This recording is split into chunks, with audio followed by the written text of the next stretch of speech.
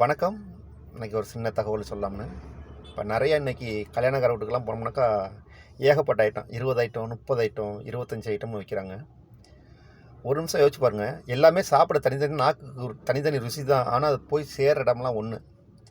இது எப்படி இருக்குங்கிறது ஒரு சின்ன எக்ஸாம்பிள், ஒரு சின்ன குண்டான வச்சு எல்லா சாப்பாட்லேயும் கொஞ்சம் ஜாலி தோசையில் இட்லியில் என்னென்ன ஐட்டம் நிறையா வெரைட்டிஸ் ரைஸ் இதெல்லாம் வச்சுருப்பாங்க. வச்சுட்டு அதுக்கு மேலே காப்பி, அதுக்கு மேலே ஐஸ்கிரீம், அதுக்கு மேலே பீடா எல்லாத்தையும் ஒன்றா போட்டு கலக்கி எடுத்து பாருங்க. குண்டானில் இப்படி ஒரு குண்டானில் எடுத்து கலக்கி பார்த்தீங்கன்னாக்கா நம்ம அது பார்க்கவே எனக்கு முடியாது.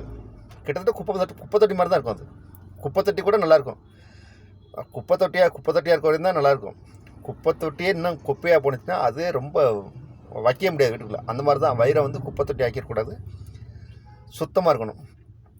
நீட்டான சாப்பாடு, ஒழுங்கான சாப்பாடுகள் சாப்பிட்டு இருந்தோம்னாக்கா உடம்புல வியாதி வராது. வியாதி